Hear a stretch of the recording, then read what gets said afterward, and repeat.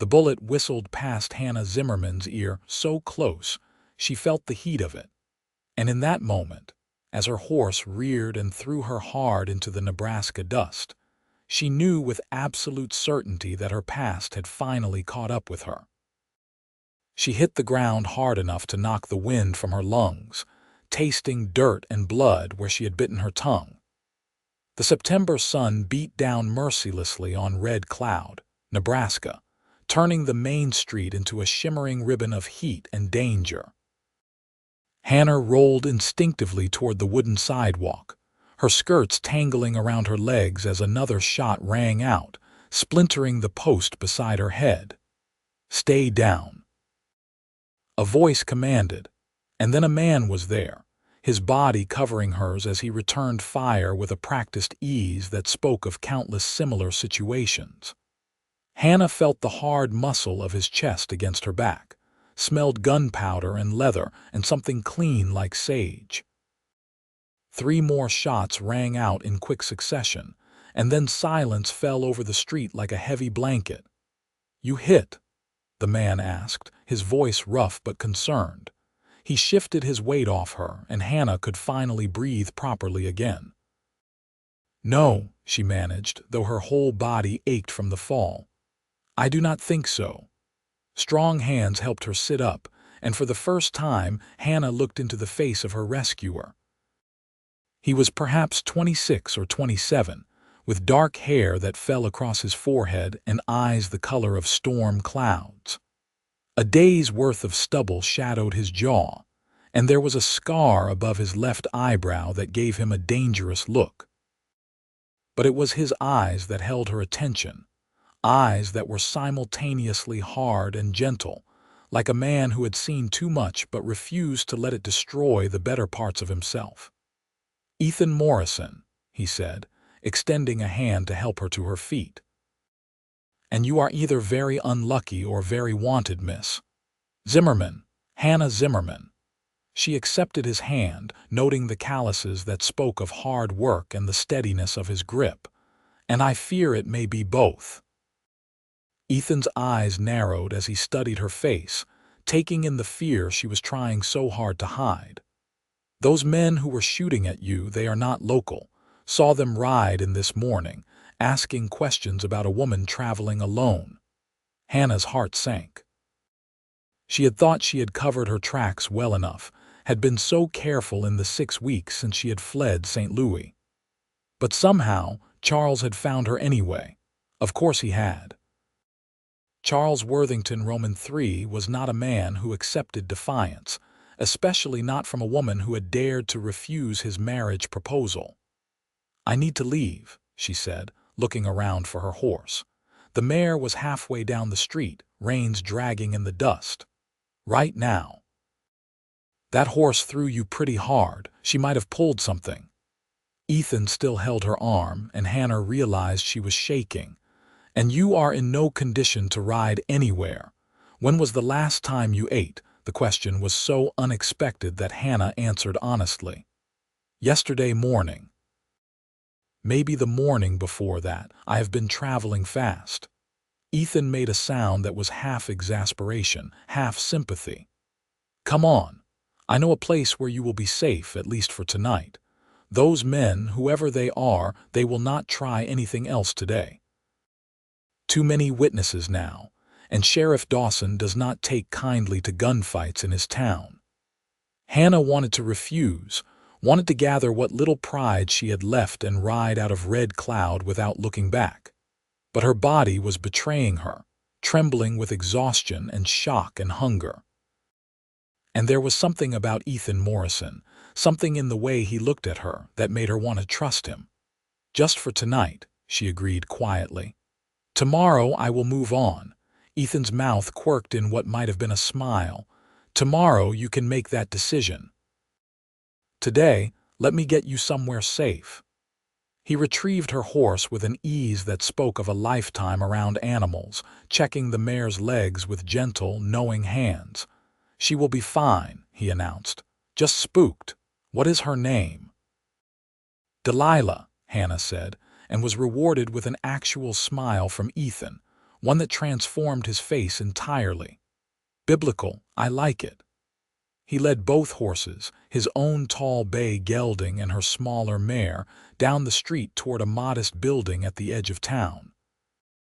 It was a house, Hannah realized, but larger than most of the structures in Red Cloud.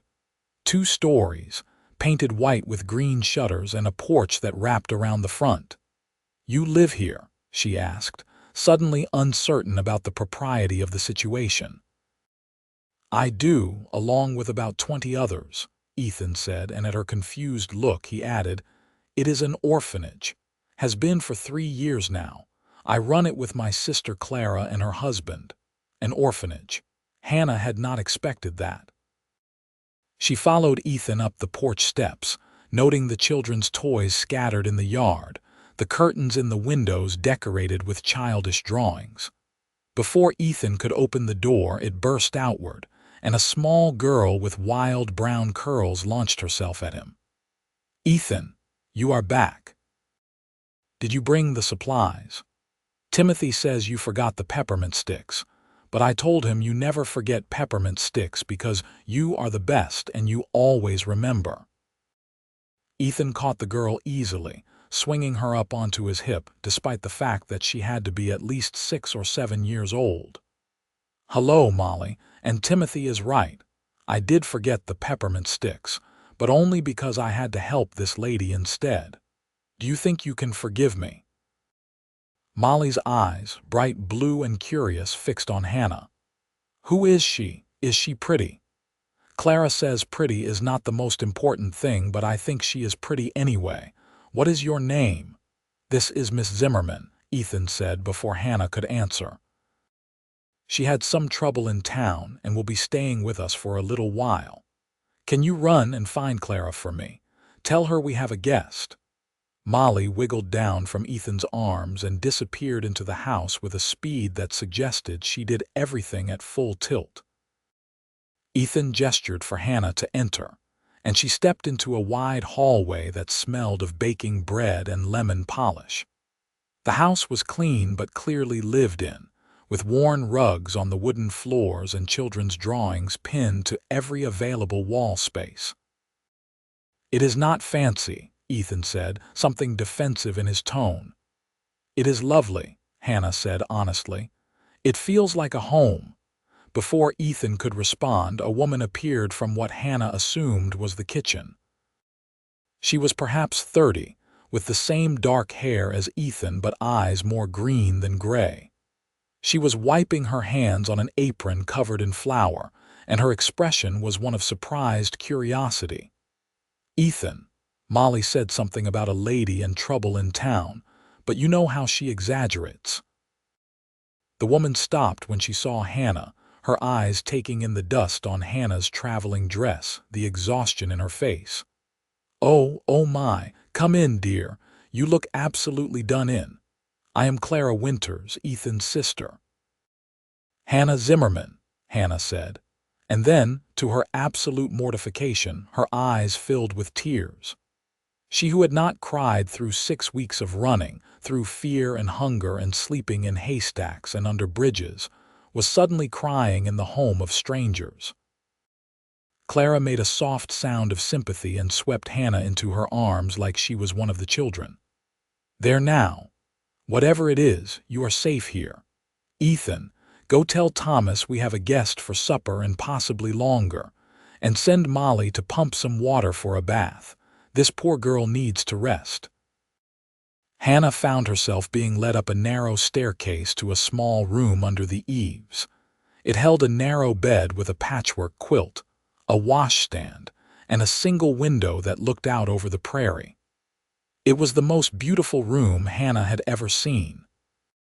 "This was going to be for our next child," Clara said softly, smoothing the quilt with one hand. "But we have time before that happens, and you need it now. Rest here. I will bring you some food and hot water for washing. Then tonight you can tell us as much or as little as you want about what brought you to Red Cloud." Hannah nodded, not trusting herself to speak. Clara squeezed her hand once and left, closing the door softly behind her.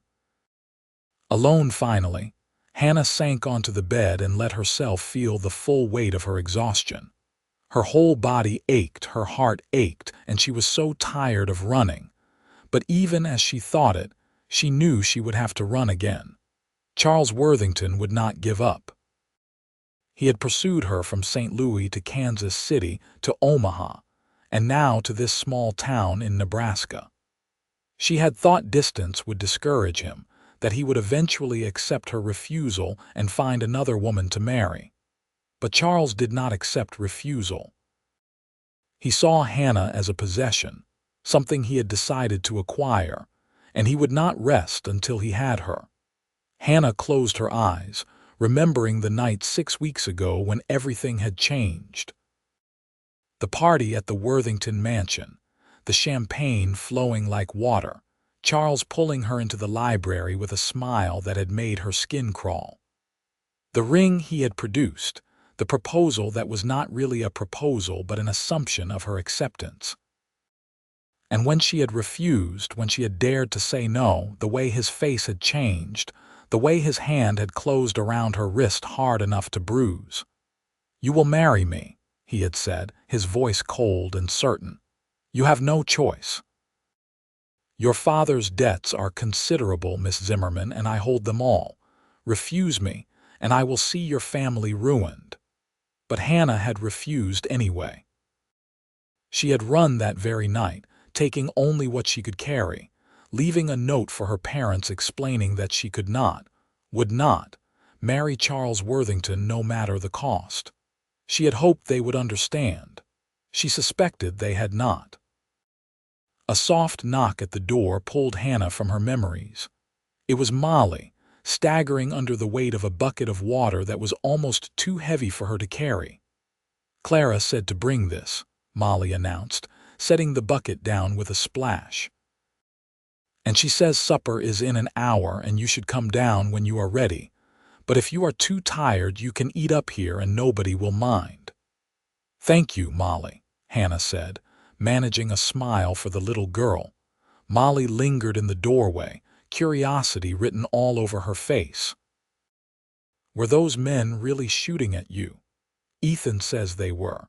Timothy says you must be an outlaw, but I do not think you look like an outlaw.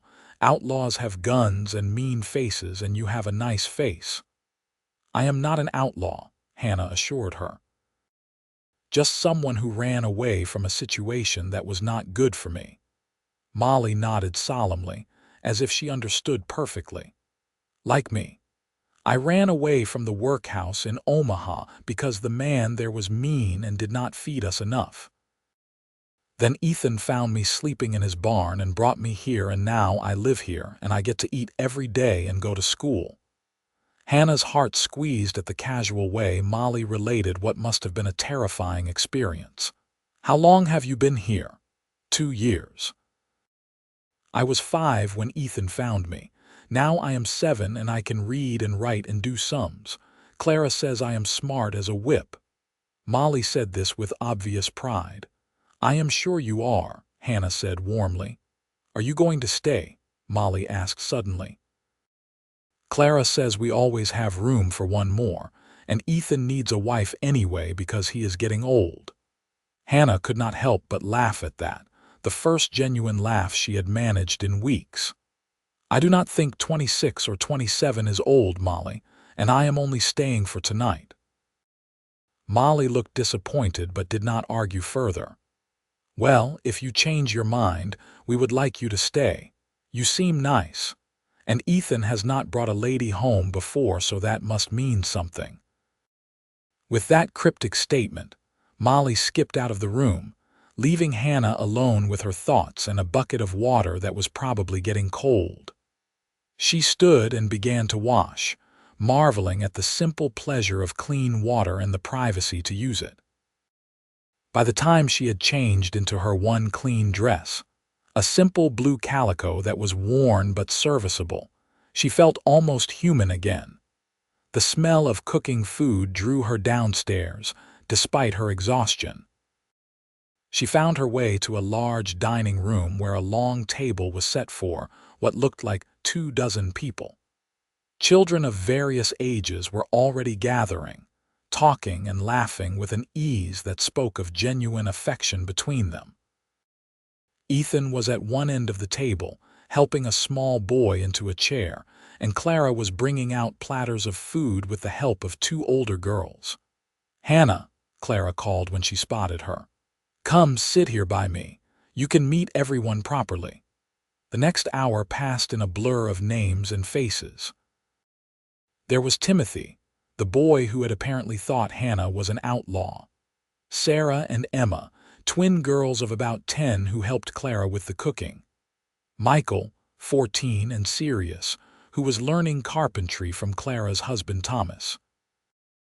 Little Robert, barely 3, who climbed into Ethan's lap and stayed there throughout the meal. And so many others, each with their own story, their own reason for being here. Most came from Omaha, Clara explained during a brief lull in conversation. The orphan trains bring children through there regularly, and we try to take the ones who do not get placed. But some, like Molly, just find their way to us. "How do you manage it?" Hannah asked, looking around at the crowded table, feeding and clothing so many. "Ethan is a rancher," Clara said, pride evident in her voice. "He owns about 300 acres west of town, runs cattle and horses.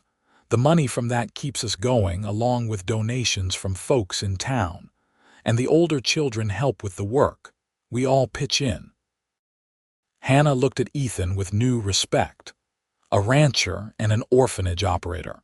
She had thought him simply a cowboy, someone who happened to be in the right place at the right time. But there was clearly much more to Ethan Morrison than she had initially assumed. After supper, while the children cleared the table and did their evening chores, Ethan gestured for Hannah to follow him out to the porch. The September evening was cooling off, the sun sinking low over the prairie in a blaze of orange and gold. "You do not have to tell me anything you do not want to," Ethan said, leaning against the porch railing. "But if those men are going to come back, I need to know what I am dealing with. Are you running from the law?" "No," Hannah said quickly. "Nothing like that. I am running from a man who will not take no for an answer." She told him then, about Charles Worthington and his proposal, about her father's debts and Charles's threats, about the 6 weeks of running and hiding and barely staying ahead of the men Charles had hired to find her. Ethan listened without interruption, his face growing harder with each detail. "So he is rich and connected and thinks he can buy anything he wants, including a wife," Ethan said when she finished. His voice was tight with anger. "Men like that make me sick." "I thought I had lost them," Hannah said quietly. "I thought by coming this far west, by choosing small towns instead of cities, I could disappear. But Charles has a long reach." "He does not have a reach into this house," Ethan said firmly. "You can stay here as long as you need to." "We will figure something out." Hannah shook her head. "I cannot bring trouble to your doorstep. You have all these children to think about. If Charles's men come back, if there is violence." "Then I will handle it," Ethan interrupted. "Hannah, listen to me. I have dealt with my share of trouble. There are reasons I started this orphanage, reasons I understand what it means to need sanctuary.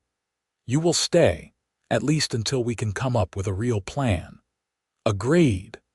Hannah looked into those storm-gray eyes and saw determination and something else, something that made her heart beat faster. "Why are you doing this? You do not know me. I am just a stranger who brought danger to your town." Ethan was quiet for a long moment. "Maybe because when I look at you, I see someone who was brave enough to run rather than let herself be forced into something wrong. That takes courage. And maybe because I have been where you are, desperate and scared and thinking there was no way out. Someone helped me once. I guess I am paying that forward." "What happened to you?" Hannah asked softly. Ethan's jaw tightened. "Long story. One for another night, maybe." He pushed away from the railing. "You look dead on your feet. Go up and get some sleep.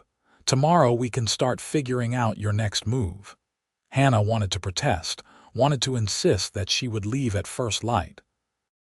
But she was so tired, and the thought of one more night of safety, of sleeping in a real bed without fear, was too tempting to resist.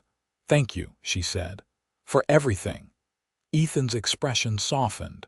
"Get some rest, Hannah Zimmerman. Things always look better in the morning." Hannah climbed the stairs to her small room under the eaves, and for the first time in 6 weeks, she slept without nightmares. She woke to sunlight streaming through the window and the sound of children's laughter drifting up from below. For a moment, she was disoriented, unsure where she was. Then memory returned, along with a bone-deep sense of relief. She was safe, at least for now. Hannah dressed quickly and made her way downstairs, following the smell of coffee and frying bacon. She found Clara in the kitchen, managing 3 pans on the stove while simultaneously helping little Robert button his shirt. "Good morning," Clara said cheerfully. "I hope you slept well. There is coffee on the table and breakfast will be ready in about 10 minutes. Can you help me with these eggs? I am a bit overwhelmed this morning." Hannah found herself falling naturally into the rhythm of helping, cracking eggs into a bowl and whisking them while Clara handled the bacon and Robert chattered about the cat who had kittens in the barn. It felt good to be useful, to be part of something instead of always running alone. Ethan came in from outside just as breakfast was ready, his hair damp as if he had dunked his head in the water trough. His eyes found Hannah immediately, and something in his expression made her breath catch. "Morning," he said. "Sleep well." "Better than I have in weeks," Hannah admitted. Breakfast was another cheerful chaos of children and conversation. Afterward, the older kids headed off to the schoolhouse in town while the younger ones scattered to their various chores. Clara sent Hannah to help Molly and Timothy in the vegetable garden, and Hannah found herself laughing at Molly's constant chatter and Timothy's serious instructions on the proper way to pull weeds without disturbing the plants. It was nearly noon when Ethan found her there, dirt on her hands and sun on her face. "Can I borrow you for a bit?" he asked. "I want to show you something." Hannah wiped her hands on the apron Clara had lent her and followed Ethan to the barn. Inside, it was cool and dim, smelling of hay and horses and leather. Ethan led her to a stall at the back where a mare stood with a foal barely a week old. "This is Daisy and her colt," Ethan said, leaning on the stall door. "He was born last Tuesday. Still does not have a name because I have been letting the kids argue about it. Current suggestions include lightning, thunder, and pancake." Hannah laughed. "Pancake?" Robert's contribution. "He really likes pancakes." Ethan's smile faded slightly. "I wanted to talk to you about your situation." "I have been thinking about it all morning." Hannah's brief moment of peace evaporated. "I should leave today. I have stayed too long already." "No," Ethan said firmly. "Running is not working. This Charles Worthington keeps finding you, and eventually he will catch up when you are somewhere without help. You need a different solution." "What solution?" Hannah asked bitterly. "I cannot pay my father's debts. I have no money, no property, nothing Charles wants except myself. And I will not give him that no matter what it costs." "What if you were married to someone else?" Ethan asked quietly. Hannah stared at him. "What? If you were married, Charles could not force you to marry him. It would be legally impossible." Ethan was not looking at her, his eyes fixed on the mare and foal. "It could be a solution." "I cannot just marry some random man," Hannah protested. "That would be trading one prison for another. Not if it was someone you trusted, someone who would give you your freedom." Ethan finally looked at her, and Hannah saw the seriousness in his eyes. "I am not proposing a real marriage, Hannah, but a legal one, one that would protect you. We could figure out the details, make sure you were not trapped." Hannah's mind was reeling. "You are suggesting we get married?" "You and me?" But we just met yesterday. I know it is crazy, Ethan said, but I have been racking my brain all night trying to think of another way to keep you safe, and this is the only thing I can come up with. You could stay here, help with the kids. We would figure out the rest as we went along. Why would you do this? Hannah asked. Why would you tie yourself to a stranger's problems? Ethan was quiet for a moment, absently stroking the mare's nose. I told you someone helped me once. It was after my parents died, when Clara and I were about to lose the ranch because we could not keep up with the mortgage. A man in town, a banker named Samuel Green, he helped us restructure the debt, gave us time to get on our feet. He did not have to do it. He barely knew us. But he said he believed in giving people a chance to make something of their lives. And you want to give me that chance, Hannah said softly. I want to help, Ethan corrected. And yeah, maybe I see something in you that makes me think you deserve better than being hunted like an animal. You could have married that bastard, taken the easy way out. But you ran instead. That tells me everything I need to know about your character. Hannah turned away, overwhelmed by the offer and by the emotions swirling through her. Marriage to Ethan Morrison would solve her immediate problem. Charles could not force her to marry him if she was already married. But it felt wrong to trap Ethan in a situation not of his making, to tie him to her when he barely knew her. I need to think about it, she said finally. Take all the time you need, Ethan said. But Hannah, those men who shot at you yesterday, they are still in town. I saw them this morning when I went to get supplies. They are watching, waiting. If you run now, they will follow. And next time you might not be so lucky. Hannah knew he was right. She had been lucky yesterday, lucky that Ethan had been there, lucky that the shots had missed. But luck ran out eventually. Let me think about it, she repeated. Just give me today, Ethan nodded. Fair enough. In the meantime, stay close to the house. Do not go into town, and try not to be visible from the road. I do not want those men knowing you are here. The rest of the day passed in a strange sort of limbo. Hannah helped Clara with the cooking and cleaning, played with the younger children, and tried not to think about the impossible decision facing her. But it was always there, lurking at the edge of her thoughts. Marriage to Ethan Morrison. A legal binding that would protect her but trap him. That evening after supper, Hannah found Ethan in the barn again, checking on the animals before bed. The sun was setting, painting the sky in shades of purple and rose. I will do it, Hannah said without preamble. If your offer is genuine, I will marry you. But only if we can make it a real partnership. I will not be a burden, Ethan. I will help with the children, with the house, with anything that needs doing. And someday, if you meet someone you truly want to marry, we can end this. Divorce if necessary.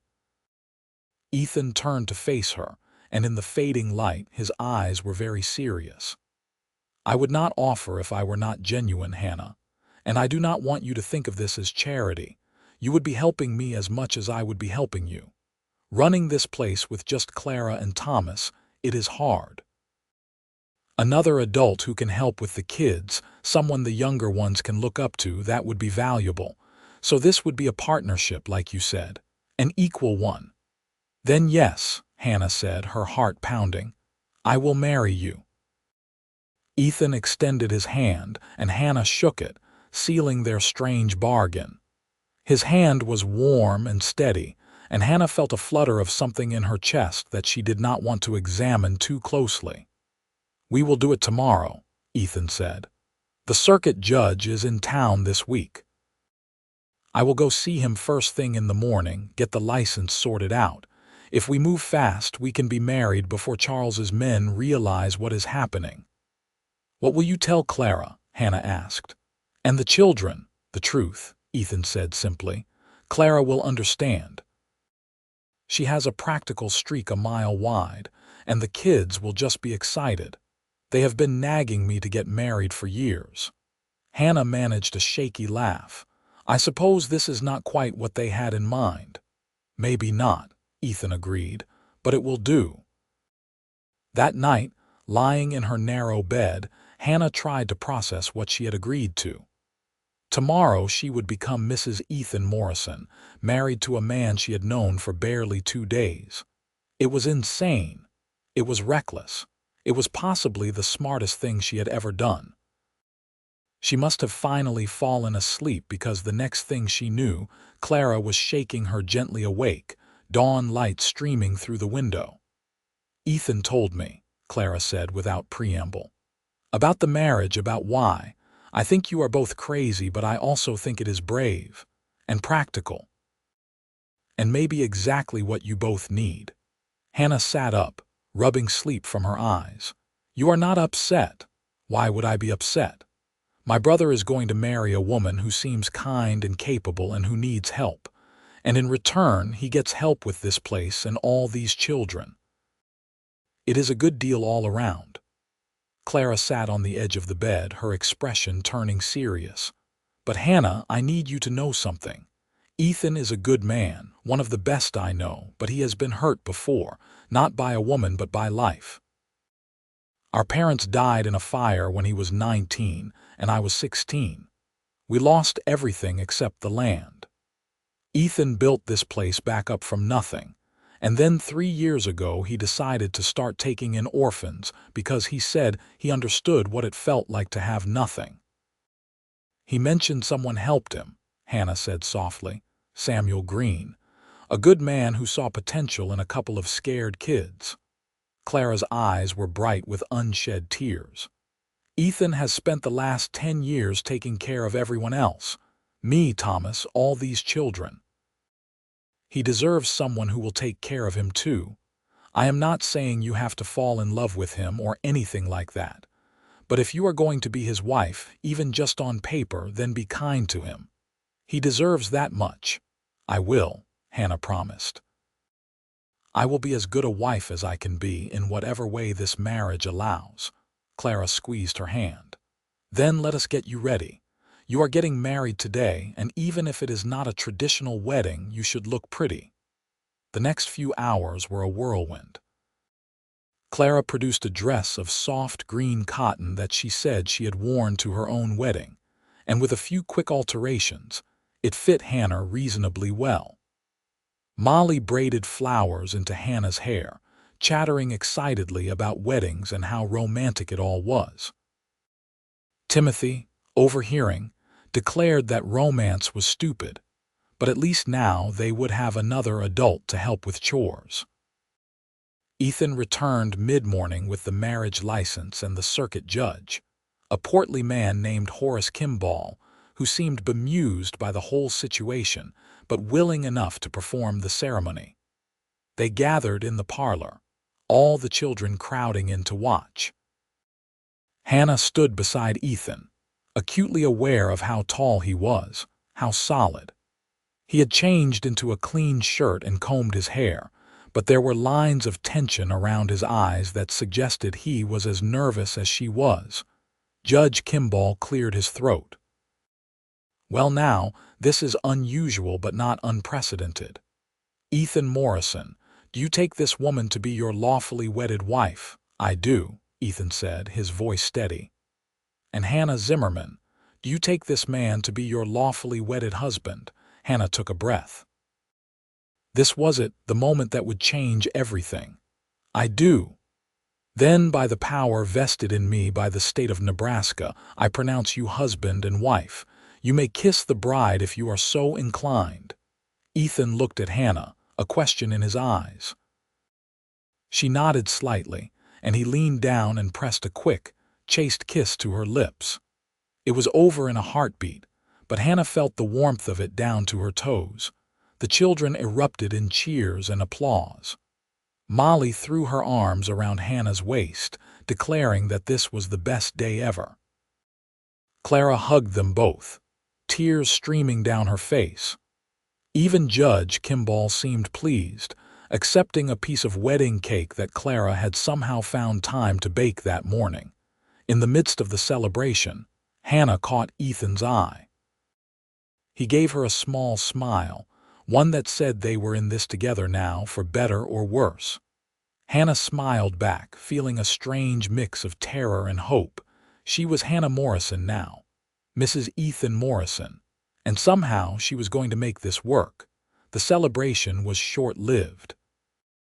As Judge Kimball was leaving, Sheriff Dawson appeared at the door, his expression grim.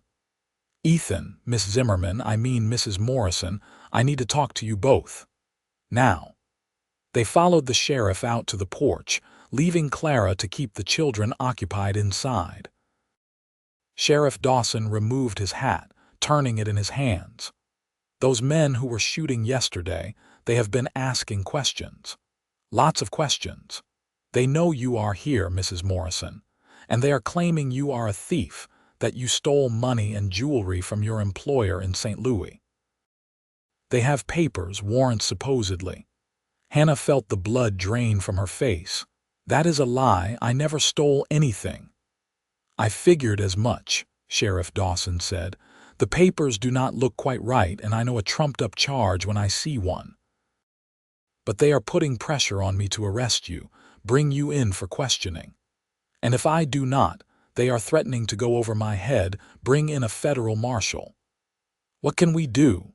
Ethan asked, his hand coming to rest protectively on Hannah's shoulder. "Well, the fact that you are married changes things," Sheriff Dawson said slowly. "A wife cannot be compelled to testify against her husband, and vice versa. And if these men are working for someone who wanted to marry Mrs. Morrison, the fact that she is already married pretty much ends that plan. They might still try to make trouble, but their leverage is gone. So we wait them out," Ethan said. "Essentially, I can hold them off for a few days at least, tell them I am investigating the charges. If they do not have real evidence, and I am betting they do not, they will have to leave eventually. The man paying them will not keep shelling out money once he realizes the situation is hopeless." Hannah felt a flicker of hope. "You think Charles will give up?" "If he is the man I think he is not going to want the scandal of pursuing a married woman," Sheriff Dawson said. "Men like that, they care about appearances. And forcing himself on another man's wife, that would look bad.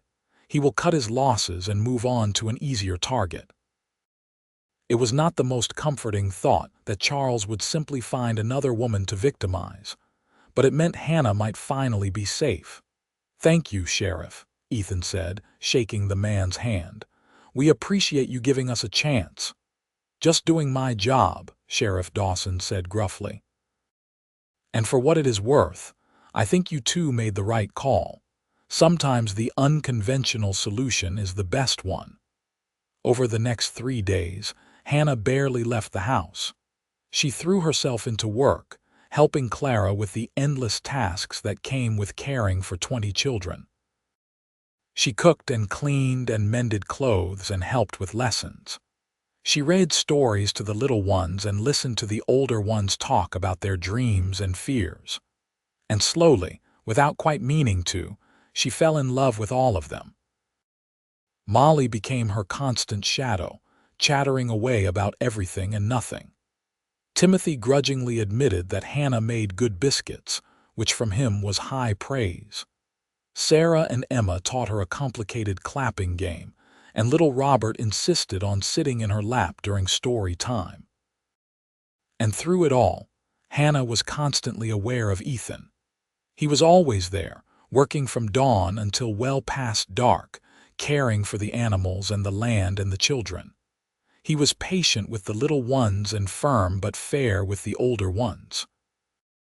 He fixed broken toys and broken hearts with equal skill. And every night at supper, when he looked around the table at all the faces depending on him, Hannah saw a contentment in his eyes that made her chest ache. On the 4th day after the wedding, Sheriff Dawson came by to report that Charles's men had left town. "Got word from Omaha that their employer was not sending any more money," he said. "They cleared out this morning. I do not think you will have any more trouble from them, Mrs. Morrison." "Mrs. Morrison." Hannah was still getting used to that name, to the gold band Ethan had placed on her finger during the ceremony. It felt strange and right at the same time. "Does this mean it is over?" she asked. "Charles has given up." "Looks that way," Sheriff Dawson confirmed. "He cannot force a married woman to marry him, and pursuing you now would just make him look like a fool. My guess is he is already looking for his next target." Hannah felt a weight lift from her shoulders that she had been carrying for so long she had forgotten what it felt like to be without it. Thank you so much." After Sheriff Dawson left, Hannah found herself alone with Ethan for the first time since the wedding. They stood on the porch watching the sun set over the prairie. "So you are safe now," Ethan said. "That is good." "Yes," Hannah agreed. Then carefully, "Does that change things? For us?" Ethan was quiet for a long moment. "Do you want it to change things?"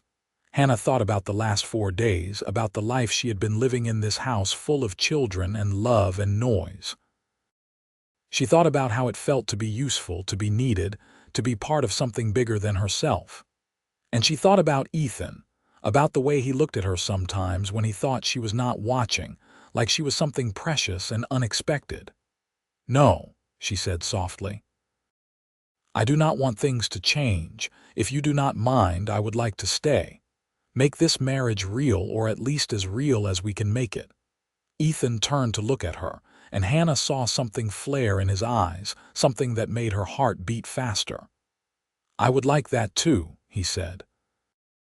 "I know this started as a practical arrangement, but Hannah, having you here these last few days, it has felt right. Like you belong here." "I feel like I belong here," Hannah admitted.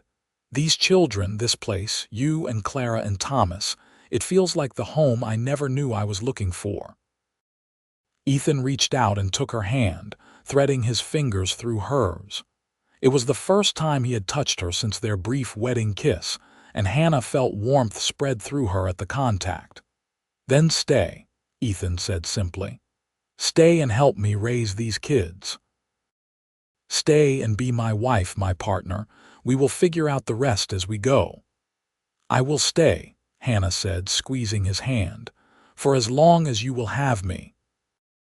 They stood there on the porch as the last light faded from the sky, hands clasped, beginning to learn what it meant to be married, to be partners, to be a family. The weeks that followed fell into a comfortable rhythm.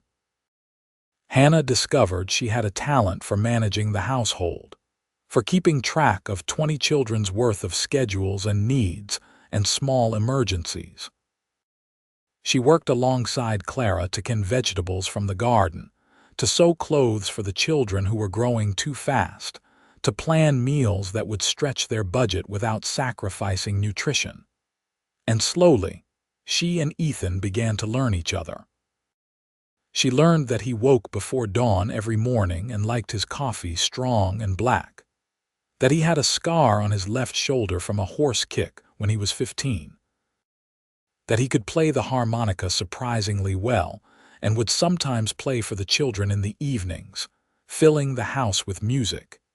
Ethan learned that Hannah hummed while she worked, usually old hymns her mother had taught her, that she had gone to a girls' academy in St. Louis and could speak passable French, that she had a wicked sense of humor that emerged when she was comfortable, making him laugh in ways he had not laughed in years. They still slept in separate rooms, Hannah in her small room under the eaves and Ethan in his room at the end of the hall. But somehow that did not make the marriage feel less real. They were partners, working together toward a common goal, and there was an intimacy in that which surprised them both. One evening in late October, after the children were in bed, Hannah found Ethan in the barn as usual, checking on the animals. The air had turned cold and she wrapped her shawl tighter around her shoulders as she approached. "It is going to snow soon," she said, leaning on the stall door beside him. "I can feel it in the air." "Probably," Ethan agreed. "Thomas and I have been winterizing the buildings, making sure we have enough firewood and feed stored. It will be a long winter with this many people to keep warm. We will manage, Hannah said with confidence she was only partly feeling. The thought of a Nebraska winter was daunting, but she refused to let Ethan see her worry. He had enough to worry about already. Ethan looked at her, a smile playing at the corners of his mouth. You know, when I married you, I half expected you would run the first chance you got. Once you were safe, once Charles was gone, I thought you would want out of this arrangement. Did you want me to run? Hannah asked, her heart suddenly in her throat. No, Ethan said quietly. No, I did not want that at all, but I would not have blamed you if you had. This is a hard life, Hannah. We have barely enough money to keep things going, and the work is endless.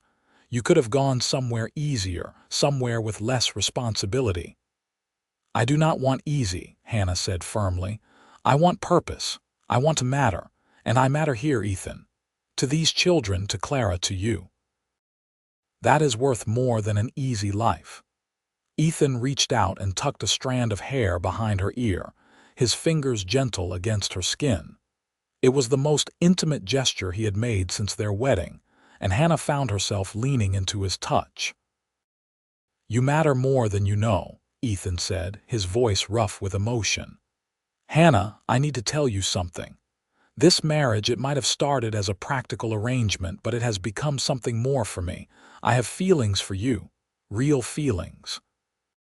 And I understand if you do not feel the same way, but I needed you to know. Hannah's breath caught. She had been denying her own growing feelings for weeks now, telling herself it was gratitude or companionship or anything but what it actually was. But standing here in the dimness of the barn, with Ethan's hand still cupping her cheek, she could not deny it any longer. I have feelings for you too, she whispered. I think I have for a while now. I just did not know how to say it. Ethan's eyes darkened with something that made Hannah's stomach flip. Can I kiss you? Really kiss you, not like at the wedding? Yes, Hannah breathed, and then Ethan was kissing her, his mouth warm and sure on hers. It was nothing like their brief wedding kiss. This was deep and thorough, a claiming and a promise all at once. Hannah's arms came up around his neck and she pressed closer, reveling in the solid warmth of him. When they finally broke apart, both breathing hard, Ethan rested his forehead against hers. Stay with me tonight, he said. In my room, be my wife in truth, not just on paper. Hannah knew what he was asking, knew the significance of the step they were about to take, but she did not hesitate. Yes, she said. Yes, I want that. Hand in hand, they walked back to the house, up the stairs, past the rooms full of sleeping children, to Ethan's room at the end of the hall. And there, in the darkness, they came together as husband and wife in the fullest sense of the word, sealing their marriage with tenderness and passion, and the beginning of a love that would last the rest of their lives. Hannah woke in Ethan's arms as dawn was breaking, feeling content in a way she had never experienced before. Ethan was still asleep, his face relaxed and younger looking in the soft light. She studied him, this man who had become her husband, her partner, her love. How had this happened? How had a desperate escape from St. Louis led her to this moment, to this man, to this life? Ethan's eyes opened, and he smiled when he saw her watching him. Morning, Mrs. Morrison. Morning, Mr. Morrison, Hannah replied, her own smile stretching wide across her face. No regrets? Ethan asked, suddenly serious. None, Hannah said firmly. You, not a single one. Ethan pulled her closer, kissing her forehead. Though we should probably get up before the kids come looking for us. Molly has a terrible habit of barging into rooms without knocking. Hannah laughed and reluctantly extracted herself from the warm cocoon of blankets and Ethan's arms. They dressed quickly, stealing glances and kisses like newlyweds, which Hannah supposed they still were at breakfast. Clara took one look at them and grinned knowingly, but said nothing. The children were too busy arguing about whose turn it was to feed the chickens to notice anything different. But later, when Hannah was helping with the dishes, Clara bumped her shoulder companionably. "I am glad," she said simply. "Ethan has been alone for too long. He deserves happiness." "So do I," Hannah said, surprising herself with the conviction in her voice. "I spent so long thinking I had to sacrifice my happiness to avoid being trapped. But this, what Ethan and I have, it is not a trap. It is freedom in a way I never expected." Clara hugged her then, and Hannah hugged her back, grateful for this sister she had gained along with everything else. Winter came to Nebraska with a vengeance. Snow piled up against the house, and the wind howled across the prairie like a living thing. But inside the Morrison house, there was warmth and light and laughter. Hannah discovered she had a talent for storytelling, and on the long winter evenings, she would gather the children around the fireplace and spin tales of adventure and magic that kept them enthralled for hours. Ethan taught her to play the harmonica, and they would have impromptu concerts after supper, playing badly but enthusiastically while the children sang along. Thomas built a large wooden sled, and on days when the snow was fresh and the sun was shining, they would all troop out to the big hill behind the house and slide down it, shrieking with glee. In the quiet moments when the children were in bed and the house was finally still, Hannah and Ethan would sit together by the fire, her head on his shoulder, his arm around her waist, and talk about everything and nothing. He told her about his childhood, about his parents who had been loving but stern, about the fire that had taken them, and how he had felt like he was drowning in responsibility at 19. Hannah told him about growing up in St. Louis, about a mother who was more concerned with social standing than her daughter's happiness, about a father who was kind but weak, who had gambled away their security, and then tried to sell his daughter to pay his debts. "You miss them?" Ethan asked one night in January as the wind rattled the windows. Hannah considered the question carefully. "I miss what they could have been. I miss the idea of parents who loved me enough to put my well-being above their own comfort. But the actual people, no, I do not miss them. They made their choices and I made mine." "Do you think they know you are married?" Ethan asked. "Probably. Charles would have made sure they knew, probably tried to use them to pressure me to come back. But I left them a letter explaining why I was leaving, and I have to hope they understood, even if they disagreed with my decision." Ethan pulled her closer. "Their loss is my gain, though I hate that you went through all that pain to get here." "I do not," Hannah said, surprising both of them. "If I had not gone through all that, I would not be here now. I would probably be Mrs. Charles Worthington, miserable and trapped and hating every moment of my life. Instead, I am Mrs. Ethan Morrison, happier than I ever knew I could be." Ethan kissed her then, long and sweet, and when they finally pulled apart, his eyes were suspiciously bright. "I love you, Hannah Morrison. I know I have not said it before, but I need you to know, I love you with everything I am." Hannah's heart felt too big for her chest. "I love you too, Ethan. So much it scares me sometimes." "Nothing to be scared of," Ethan murmured against her hair. "We have each other, we have this family, that is all we need." In February, a traveling doctor came through Red Cloud, and Clara prevailed upon him to examine Hannah, who had been feeling unwell for several weeks. The doctor confirmed what Hannah had begun to suspect, but was afraid to hope for. "You are with child, Mrs. Morrison," he said kindly. "About 3 months along, I would say. You should deliver in early July if all goes well." Hannah sat in stunned silence for a long moment. A baby. She was going to have a baby. Ethan's baby. "Are you all right?" the doctor asked, concerned by her silence. "I cannot have children," Hannah said faintly.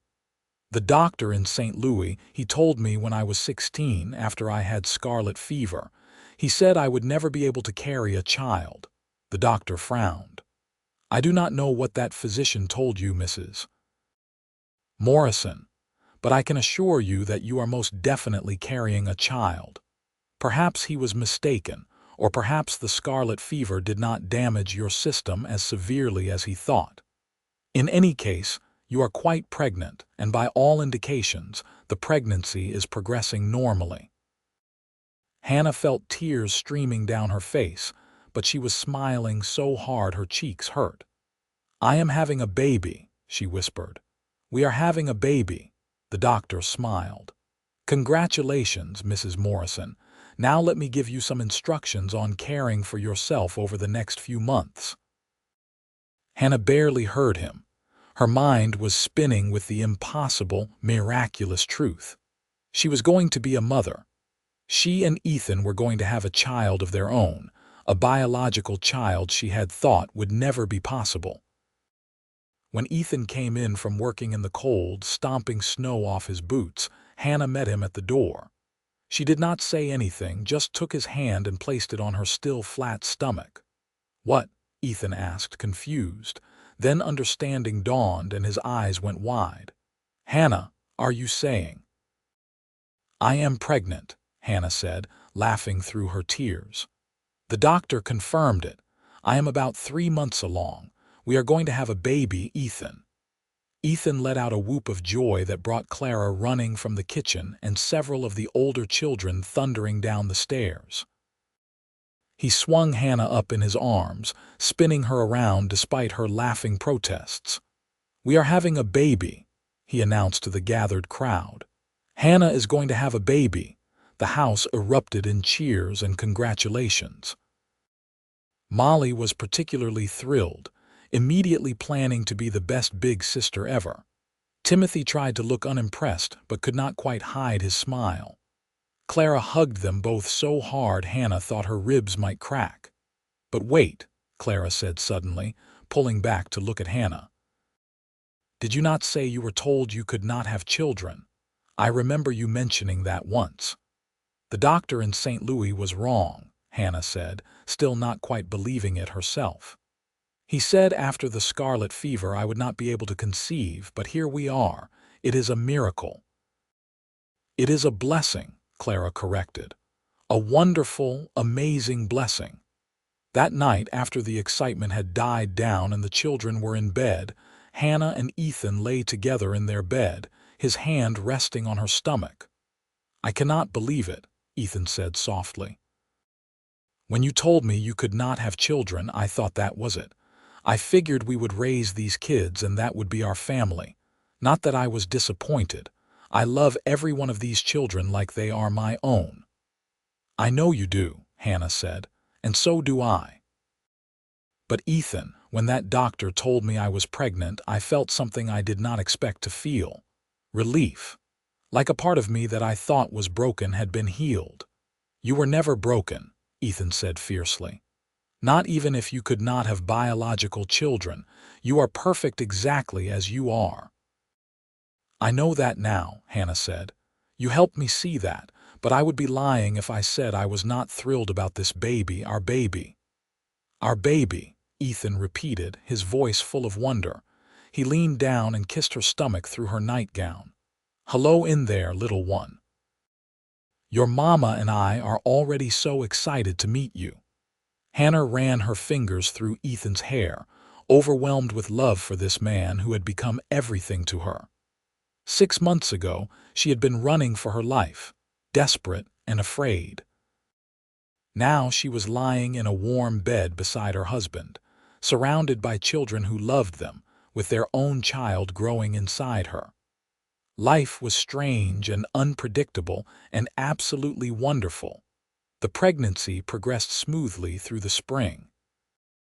Hannah's stomach grew round, and the children were endlessly fascinated by the baby, constantly wanting to feel it kick. Clara was a wealth of information and support, having been through pregnancy herself. Thomas built a beautiful wooden cradle that he placed in Hannah and Ethan's room. In early May, a letter arrived from St. Louis. It was from Hannah's mother, forwarded through several addresses before finally reaching Red Cloud. Hannah opened it with trembling hands. The letter was brief and formal. Her mother wrote that she and Hannah's father had heard about the marriage and the pregnancy. She said they were disappointed Hannah had run away rather than doing her duty to the family, but they supposed what was done was done. She hoped Hannah was well and that she would write occasionally to let them know she was alive. She did not ask to see the baby or suggest a visit. It was clear that in her mother's mind, Hannah had made her choice and would have to live with the consequences. Hannah read the letter twice, then folded it carefully and put it away. She felt a pang of sadness for what might have been, but it was distant, muted. Her real family was here in this house with these children and with Ethan. "You all right?" Ethan asked that evening when he found her sitting on the porch, one hand on her swollen belly. "I am fine," Hannah said, and meant it. "I got a letter from my mother today.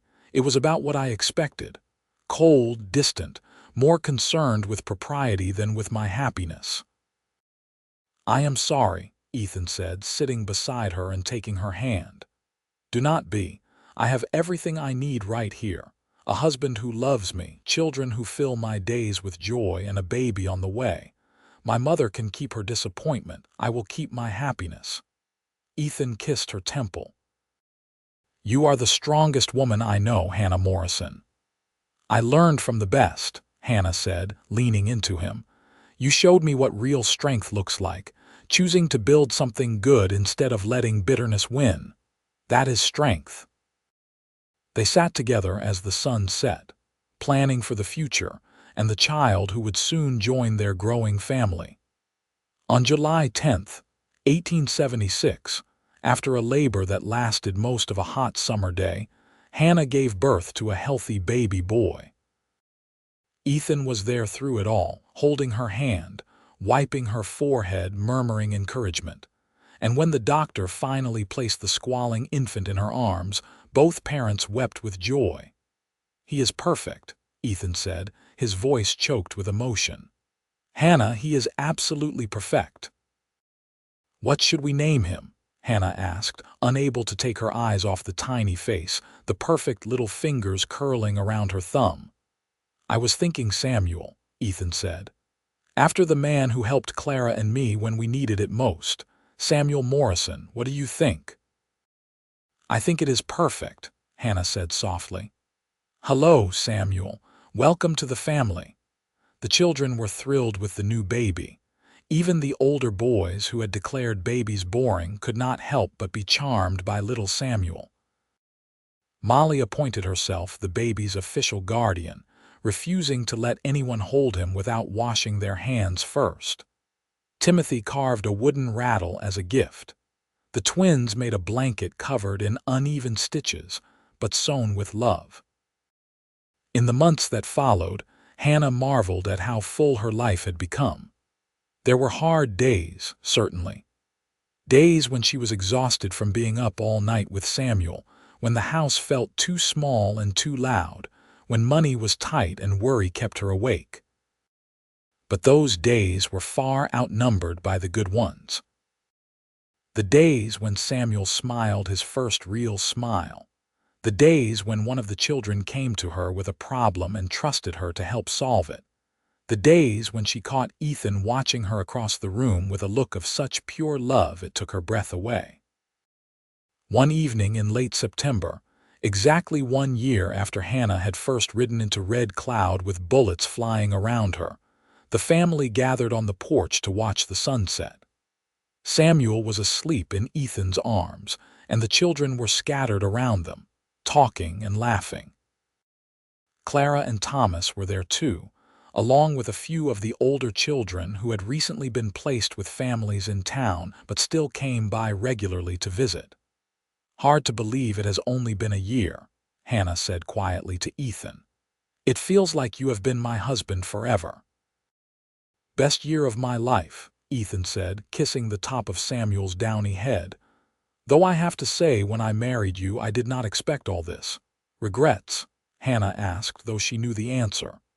Not a single one, Ethan said firmly. You changed everything, Hannah. You walked into my life and made it better in every possible way. You saved me, Hannah said simply. In every way a person can be saved. Molly, overhearing, piped up from where she was sitting on the steps. Are you going to kiss now? Because whenever grown-ups say mushy things like that, they usually kiss. The other children laughed, and Ethan grinned at Hannah. I guess we should not disappoint them. He leaned over carefully, mindful of the sleeping baby in his arms, and kissed Hannah sweetly. The children cheered and made exaggerated gagging noises, and Samuel stirred but did not wake. As the last light faded from the sky and the stars began to emerge, Hannah looked around at her family, this beautiful, chaotic, perfect family, and felt a contentment so deep it was almost painful. She had run from one life and stumbled into another, and it had turned out to be everything she had never dared to dream of. The years passed with the kind of gentle rhythm that marks a happy life. Samuel grew from a baby into a toddler into a small boy with his father's gray eyes and his mother's stubborn determination. The orphanage continued to thrive, a steady stream of children finding their way to the Morrison house and, through the Morrisons, to new families or to a permanent home with them. In the spring of 1878, Hannah discovered she was pregnant again. This time there was no shock, just joy and anticipation. Their daughter was born in December, right before Christmas, and they named her Clara Elizabeth Morrison after Ethan's sister and Hannah's grandmother. The children declared her the best Christmas present ever. The town of Red Cloud grew and prospered, and the Morrisons became pillars of the community. Ethan served on the town council and helped establish a proper school. Hannah organized a women's society that provided support for struggling families and widows. Together, they built a life that mattered, that made a difference. Some of the children they had raised moved on, establishing their own lives and families, but always staying connected. Molly grew into a bright, spirited young woman who became a teacher. Timothy took over management of the ranch when Ethan's back started troubling him. The twins opened a dress shop in town. Michael became a carpenter, building houses for the growing community, and through it all, Hannah and Ethan's love deepened and strengthened. They had their disagreements, certainly. Running a household with so many children and such limited resources created stress and tension. There were times when they argued about money or discipline or how to handle a particularly difficult situation. But they always worked through it, always came back to each other, always remembered what they had built together. On their 10th wedding anniversary in September of 1885, Ethan surprised Hannah with a trip to Omaha, just the two of them, leaving Clara and Thomas in charge of the children for a long weekend. It was the first time they had been alone together since their honeymoon that had never really been a honeymoon. 10 years, Hannah said as they sat in their hotel room overlooking the city. Can you believe it has been 10 years? Feels like 10 minutes and 10 lifetimes all at once, Ethan said, pulling her close. Hannah Morrison, you are still the most beautiful woman I have ever seen, and I am still the luckiest man alive. We both got lucky that day, Hannah said. When you jumped in front of those bullets, when you offered me sanctuary, when you proposed that crazy marriage scheme. Best crazy scheme I ever had, Ethan agreed. He reached into his pocket and pulled out a small velvet box. I got you something. Inside was a simple gold locket engraved with their initials intertwined. Hannah opened it and found a photograph of their entire family, somehow miraculously all facing the camera at the same time. When did you have this made? She asked, tears filling her eyes. Last month. I wanted you to have something that captured what we have built together. Our family, Hannah, all of them. The ones we gave birth to and the ones we chose to love. They are all ours. Hannah threw her arms around him, the locket clutched tight in her hand. I love you so much, Ethan Morrison. Thank you for giving me this life. Thank you for saying yes, Ethan murmured into her hair. Thank you for trusting me. Thank you for loving me. They spent the weekend in Omaha like young lovers, holding hands as they walked through the city, sharing meals and conversation and laughter. But by the third day, they were both itching to get back to Red Cloud, back to their children, back to their life. We are hopeless, Hannah said as they boarded the train home. Most people would be thrilled to get away from 20 children. We are not most people, Ethan said, grinning. And besides, I miss them. I want to see Samuel and Clara, hear about what trouble Molly has gotten into, make sure Timothy has not worked himself to death on the ranch. You are a good father, Hannah said softly, the best I have ever known. We are good parents, Ethan corrected. You and me together. That is what makes it work. When they arrived back in Red Cloud, they were greeted by a veritable mob of children racing down the street to meet them. Samuel, now 9 years old, reached them first, crashing into Ethan with enough force to nearly knock him over.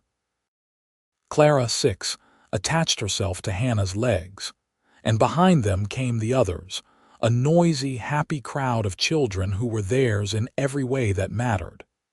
Did you bring us presents? Molly asked, though she was nearly 18 now and should have been too grown up for such questions. Maybe, Ethan said mysteriously. You will have to wait and see. They had, in fact, brought presents for everyone. Small things because money was always tight but chosen with care. A new slate for Timothy's youngest brother who was just learning his letters. Hair ribbons for the twins. A book of poetry for Molly, who had developed a love of literature. And for Samuel and Clara, matching stuffed horses that they immediately began racing around the house. That evening, after the children were in bed and the house was finally quiet, Hannah and Ethan sat on the porch as they had done countless times before. The stars were brilliant in the clear Nebraska sky, and the air smelled of the approaching autumn. Do you ever think about what your life would have been like if you had married Charles Worthington? Ethan asked suddenly. Hannah considered the question. Sometimes, but not with regret, more with a kind of horrified relief that I escaped. I think I would have died there, Ethan. Maybe not physically, though who knows what Charles might have done. But spiritually, emotionally, I would have died inside and just been walking around like a ghost. I think about what my life would have been like if you had not ridden into town that day, Ethan admitted. It would have been fine, probably. I would have kept running the ranch and the orphanage would have kept going through the motions. But I would not have truly lived. You taught me how to live again, Hannah, how to feel joy instead of just responsibility. Hannah took his hand, threading their fingers together in a gesture that had become as natural as breathing. We saved each other, she said. That is what I believe. We were both drowning in different ways and we reached out and pulled each other to safety. Then we built something beautiful, Ethan added. Something that will outlast us. These children we have raised, the love we have given them that will ripple out into the world long after we are gone. It was true, Hannah realized. They were not just raising children. They were shaping the future, giving these young people the tools and love they needed to go out and make the world better. It was a legacy more valuable than money or property or social standing. As the years continued to pass, the Morrison family evolved but remained strong. More children came and went, some staying permanently, others moving on to new families or striking out on their own. Samuel grew into a serious young man who wanted to study medicine. Clara was more interested in horses and the ranch, spending every spare moment helping Timothy with the animals. In 1890, Hannah gave birth to their third biological child, another son they named after Ethan. Little Ethan Jr. was a surprise. as Hannah was nearly 36 by then and had thought she was done having babies. But he was welcomed with as much love and joy as his siblings, spoiled outrageously by all the older children in the house. By 1895, 20 years after that fateful day in Red Cloud, the Morrison house had seen over 100 children pass through its doors. Some had been adopted into loving families. Some had stayed and become part of the permanent Morrison family. Some had simply needed a place to stay for a few months before moving on. But all of them carried the mark of the love and stability they had found there. Ethan was 51 now, his hair more gray than dark, his face lined with the marks of hard work and good laughter. Hannah was 41, still beautiful, with silver threads in her blonde hair and laugh lines around her eyes. They moved more slowly than they once had, felt the aches and pains of age more keenly. But their love had only deepened with time. One evening in September of 1895, exactly 20 years after their wedding, they held a celebration. All the children who had ever lived with them were invited, and dozens came, bringing their spouses and children and filling the Morrison house to bursting. There was food and music and laughter and tears as old friends reunited, and memories were shared. Molly came, now a successful teacher in Omaha with a husband and 3 children of her own. Timothy was there with his wife and their twin boys. The twins brought their families. Michael showed off his latest architectural drawings. And so many others, all of them thriving, all of them bearing witness to the power of love and second chances. As the party wound down and the guests began to depart, making promises to visit more often and stay in touch, Hannah and Ethan found themselves once again on the porch, watching the sunset. 20 years, Hannah said, echoing the words from their 10th anniversary. How did we get so lucky? Luck had nothing to do with it, Ethan said. It was choice, Hannah. Every day we chose to love each other, to love these children, to build something good. That was not luck. That was work and commitment and faith. Do you remember what you said to me? Hannah asked. That night in the barn when I told you I could not have children, Ethan was quiet for a moment, thinking back. I said a lot of things that night. You said if I could not bear your children, then we would raise the ones who needed us. Hannah's voice was soft with emotion. And we did, Ethan. We raised so many of them. And it turned out I could bear your children after all, which was a miracle I never expected. But even if that had not happened, even if Samuel and Clara and little Ethan had never been born, our life would still have been full and rich and meaningful. Because love makes a family, Ethan said. Not blood, not biology, love. Love, Hannah agreed. That is what we built here, a family made of love. Samuel came out onto the porch then, home from his 2nd year of medical school in Chicago. At 22, he was the spitting image of his father, tall and serious with kind eyes. I hate to interrupt, he said, but Clara is insisting you both come in for the toast.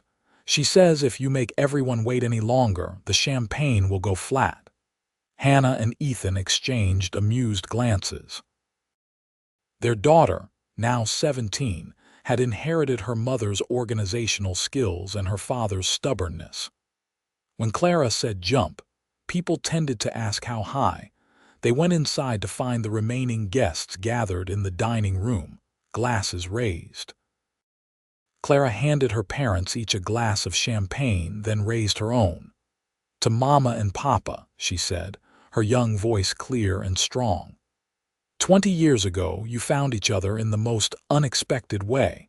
And in finding each other, you created a family that has touched hundreds of lives. You taught us what real love looks like. Not the easy kind, not the fairy tale kind, but the kind that shows up every day and does the work. The kind that sees people who need help and does not look away. The kind that believes everyone deserves a chance at happiness. We love you both more than words can say, and we are so grateful that you chose this life, chose each other, and chose all of us." There was not a dry eye in the room as everyone drank to the toast. Hannah felt tears streaming down her face, but she was smiling. This was her legacy. Not in buildings or wealth or social position, but in the people she and Ethan had loved, the lives they had changed, the family they had built from love and determination and faith.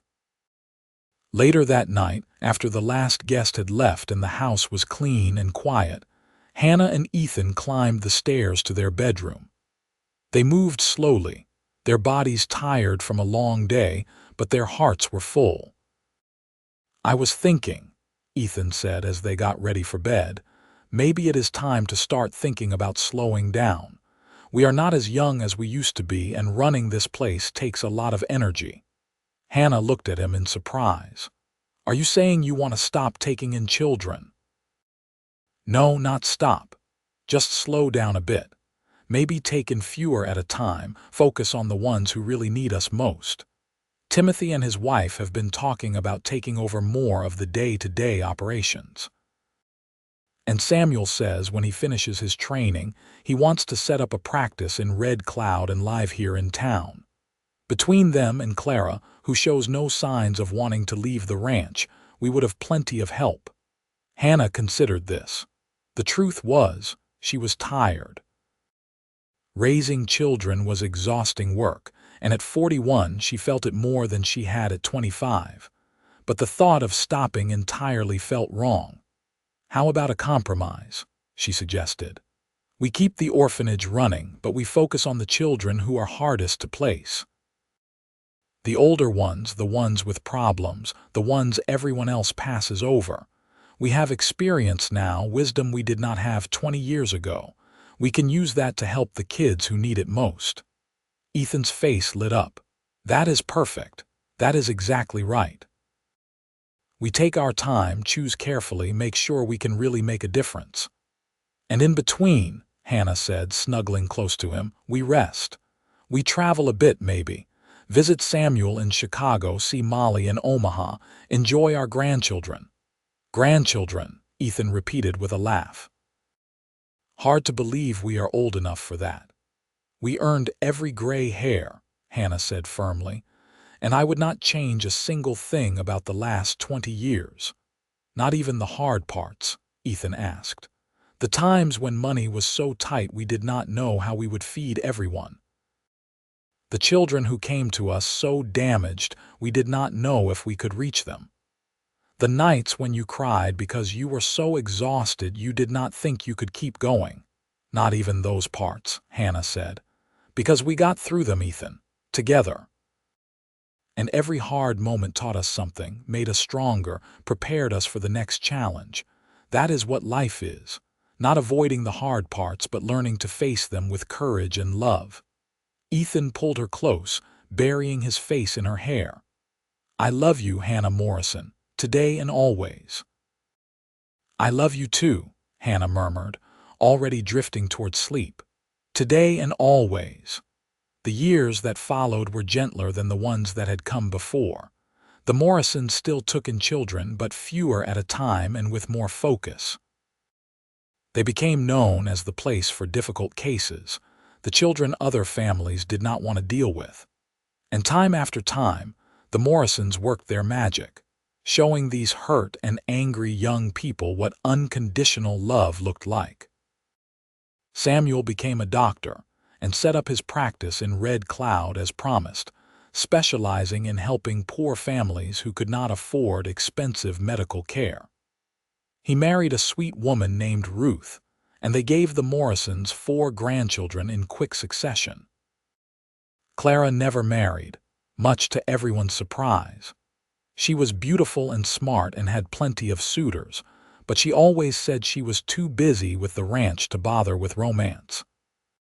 She took over management of the cattle operation when Ethan officially retired at 55, and under her guidance, it became one of the most profitable ranches in the region. Little Ethan, the baby of the family, grew into a charismatic young man who wanted to be a lawyer. He went east to school and came back full of ideas about social reform and justice. He worked tirelessly for the rights of orphans and displaced children, using his legal training to change laws and policies that had failed vulnerable young people for too long. And the older children, the ones who had been among the first to come to the Morrison house, stayed connected to the family they had found there. Molly visited often with her growing brood. Timothy and his family lived on the ranch. The twins ran their dress shop and provided clothes at cost for the orphanage. Michael built an addition onto the Morrison house that gave them more space and better facilities. On September 15, 1900, exactly 25 years after that fateful day when Hannah had ridden into Red Cloud with bullets flying around her, the Morrison family held another celebration. It was smaller than the 20-year party, more intimate, but no less joyful. Hannah was 46 now, her blonde hair mostly silver. Ethan was 56, his once dark hair completely gray. They moved more slowly, tired more easily, but the love between them was as strong as ever.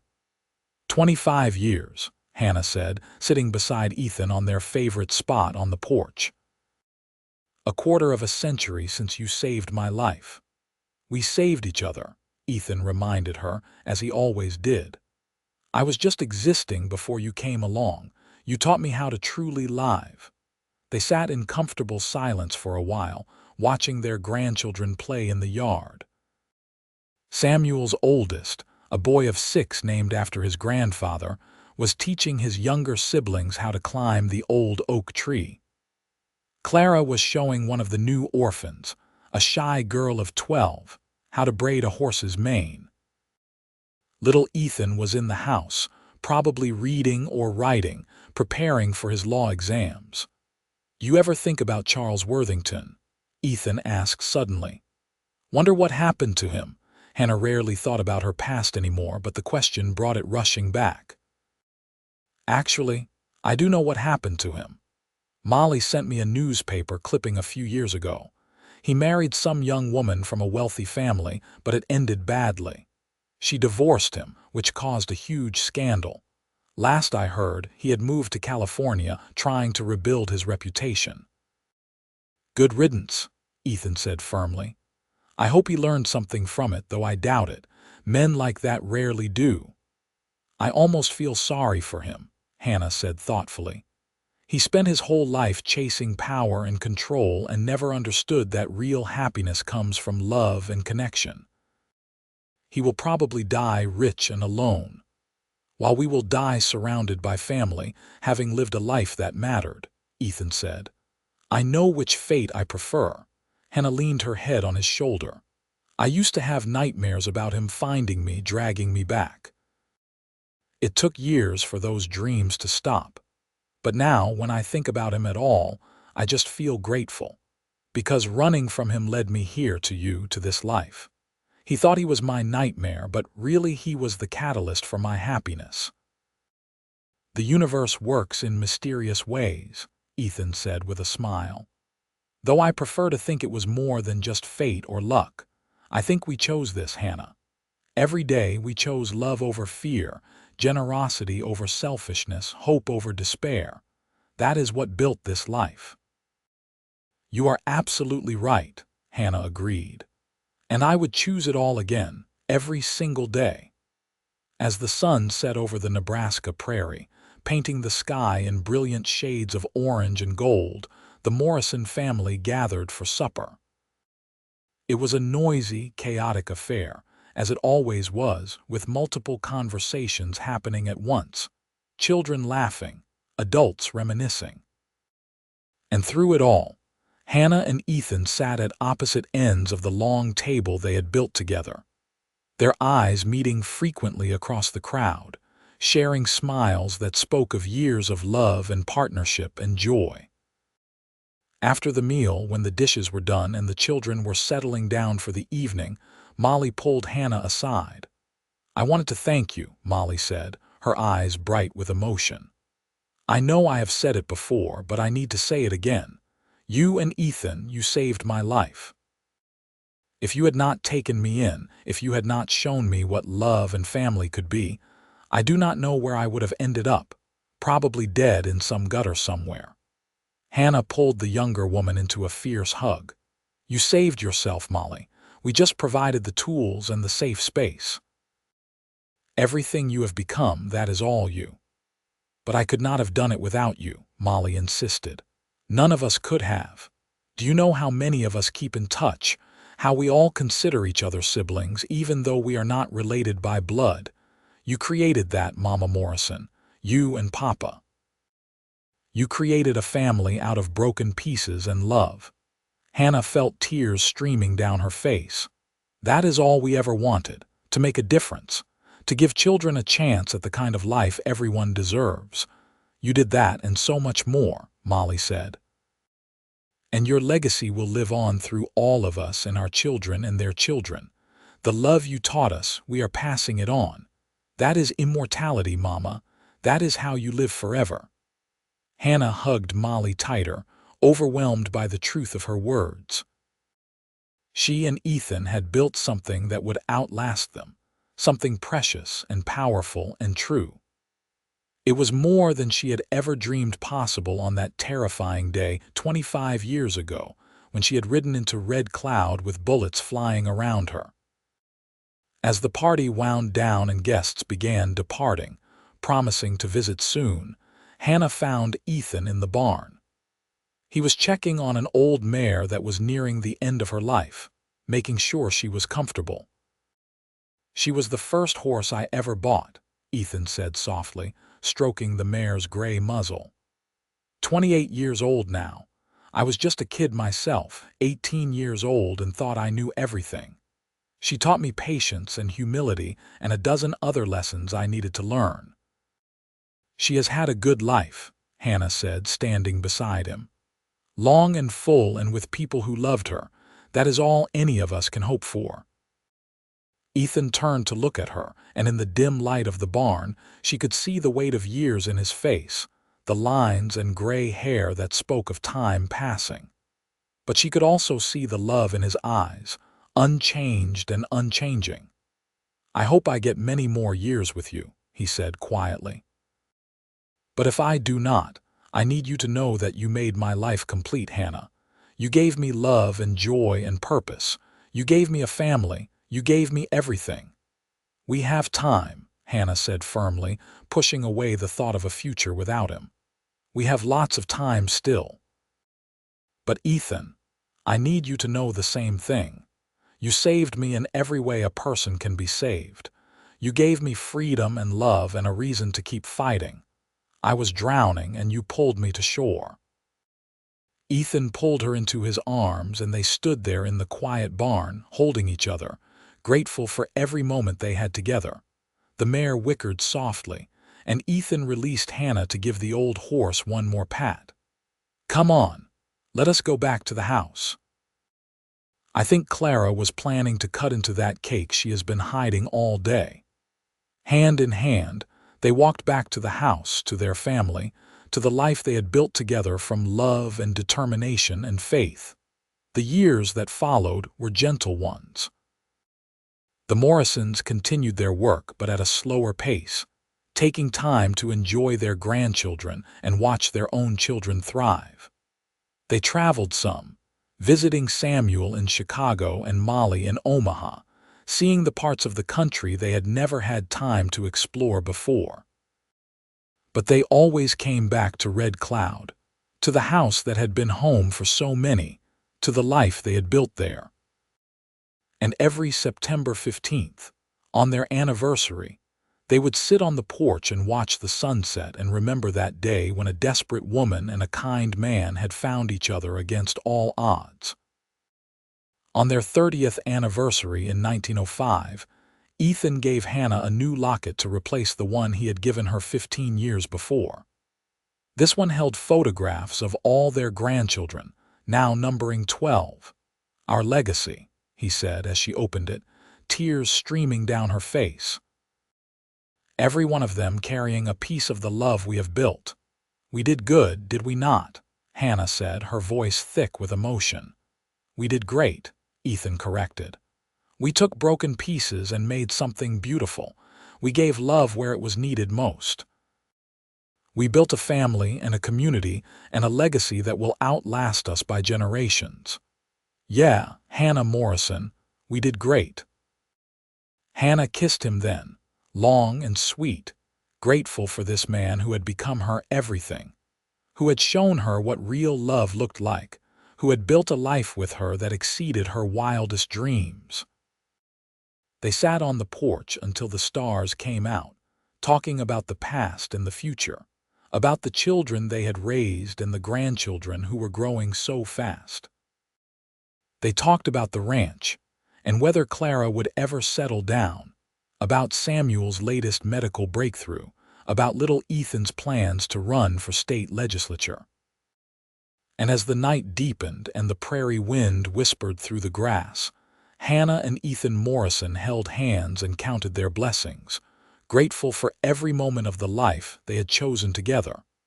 In 1908, Ethan suffered a heart attack while working in the barn. He survived, but the doctor was firm that he needed to slow down significantly, take life easier. For a man who had worked hard every day of his life, it was difficult advice to follow, but with Hannah's help and the support of their children, he managed it. They spent the next few years quietly, enjoying each other and their growing family. More grandchildren arrived. Some of the children they had raised had children of their own, making Hannah and Ethan honorary great-grandparents. The Morrison house remained a center of activity and love, though on a smaller scale than in years past. On September 15, 1912, Hannah and Ethan celebrated their 37th wedding anniversary. Ethan was 68 now, his health fragile but his spirit still strong. Hannah was 58, still active and engaged but feeling her own years. 37 years, Ethan said, sitting on their favorite spot on the porch. "More than I ever dared to hope for. And hopefully many more to come," Hannah said, though they both knew his time was growing short. The heart attack had weakened him, and he tired so easily now. "Hannah, I need to tell you something," Ethan said seriously. "If I die before you, and it seems likely I will, I need you to promise me you will not stop living. I want you to keep going, keep loving these kids, keep making a difference. Do not let my death be the end of your story." Hannah felt tears prick her eyes, but she blinked them back. "I promise. But Ethan, you are not dying any time soon. We have years left." "Maybe," Ethan said. "But if we do not, I need you to know that you made my life worth living. Every single day with you was a gift. I love you more now than I did 37 years ago, which I would not have thought possible." "I love you too," Hannah whispered, taking his hand. "So much it still takes my breath away sometimes." They sat together as the sun set, as they had done thousands of times before, grateful for the time they had and hoping for more. Ethan Morrison passed away peacefully in his sleep on a cold January morning in 1913. He was 68 years old and had lived a life full of love and purpose and meaning. The funeral was the largest Red Cloud had ever seen, with hundreds of people coming to pay their respects to the man who had made such a difference in so many lives. Hannah grieved deeply, but she kept her promise. She continued to live, to love, to make a difference. With Clara's help, she kept the orphanage running, taking in the children who needed them most. She spent time with her grandchildren and great-grandchildren, passing on the stories of their grandfather, making sure they knew the kind of man he had been. The years passed more slowly without Ethan, but they still passed. Hannah found purpose in the work, in the family, in the community she and Ethan had built together. She saw Samuel become one of the most respected doctors in Nebraska. She watched Clara turn the ranch into a model of sustainable farming. She beamed with pride as little Ethan, not so little anymore, was elected to the state legislature. And every September 15th, she would sit on the porch alone and watch the sunset and remember the man who had saved her life in every way that mattered. On what would have been their 45th wedding anniversary, September 15th, 1920, Hannah gathered all the children and grandchildren and great-grandchildren for a celebration. At 66, she was still sharp and active, though her hair was completely white now and her movements slower. "I wanted to tell you all a story," she said when everyone was gathered. "About a young woman who thought her life was over, who was running from a terrible fate, who rode into a small town in Nebraska with bullets flying around her. And about a cowboy who jumped in front of those bullets, who offered her sanctuary, who proposed a crazy scheme that would save them both." She told the story then, the full story, things many of her biological children and grandchildren had never heard. She told about Charles Worthington and the forced proposal, about the desperate flight across half the country, about that fateful day in Red Cloud when Ethan Morrison had changed everything. "And then," she said, her voice thick with emotion, "he said something that changed my life forever. I told him I could not bear children. The doctors had said it was impossible. And your grandfather, this wonderful, generous man, he just smiled and said, 'Then we will raise the ones who need us.'" There was not a dry eye in the room.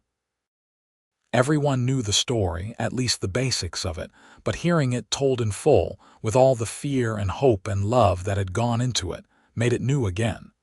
"And we did," Hannah continued. "We raised over 200 children in this house. Some stayed for a few days, some for years. Some were adopted into other families, some became permanent Morrisons. But all of them were loved.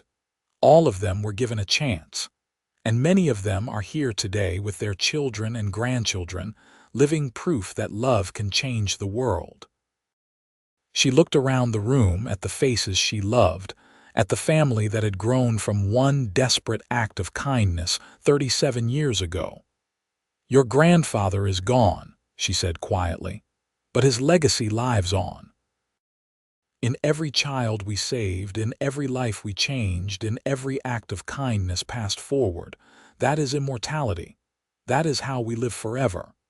Molly, now 62 herself and a grandmother, stood and hugged Hannah. "Thank you, Mama Morrison, for everything. For choosing us, for choosing life, for choosing love." Others joined the hug, until Hannah was surrounded by the family she and Ethan had created, held safe in the arms of love that would outlast all of them. Hannah Morrison lived to be 78 years old. She saw the world change in ways she could never have imagined, saw her grandchildren and great-grandchildren grow and thrive and continue the legacy of love and service she and Ethan had started. She passed away quietly in her sleep on a warm summer night in 1932, 65 years after first riding into Red Cloud. Her last conscious thought was of Ethan, of the life they had built together, of the family they had created from love and determination and faith. At her funeral, over 500 people came to pay their respects. They were the children she had raised, now elderly themselves, the grandchildren and great-grandchildren, and even a few great-great-grandchildren. The people of Red Cloud who had watched the Morrisons transform their community. The men and women whose lives had been touched by the love and generosity of two people who had simply tried to do the right thing. And on her gravestone, next to Ethan's, they carved the words that had started it all. "I cannot bear your children," she said. "Then we will raise the ones who need us," he whispered. Below that, a simple addition. They did, and in doing so they changed the world. The Morrison house continued to operate as an orphanage for another 15 years after Hannah's death, run by Clara until her own death in 1947. After that, it was turned into a museum dedicated to the memory of Hannah and Ethan Morrison and the hundreds of children whose lives they had changed. Every year on September 15th, descendants of the Morrison family gather there to celebrate the anniversary of that fateful wedding day. They tell stories, share memories, and remember two people who proved that love, real love, is the most powerful force in the world. Samuel's medical practice eventually became a teaching hospital that still serves poor families. Little Ethan's legislative work led to major reforms in child welfare laws that protected vulnerable children across the state. Clara's ranch became a model for sustainable farming practices that are still used today. And in every city and town across Nebraska and beyond, there are descendants of the Morrison family, biological and adopted, carrying forward the legacy of love and service that Hannah and Ethan began so many years ago in a small house in Red Cloud. The story of Hannah Zimmerman Morrison and Ethan Morrison became legend in Nebraska. The tale of how a desperate woman and a kind cowboy had found each other and built something beautiful from the ashes of trauma and fear. It was told in schoolrooms and churches, in family gatherings and community celebrations. It became a reminder that sometimes the greatest love stories are not the ones that start with passion and romance, but the ones that start with compassion and courage. And always, at the end of the story, someone would repeat those words that had started it all. "I cannot bear your children," she said. "Then we will raise the ones who need us," he whispered. It was a promise kept, a legacy built, and a love that truly did last forever.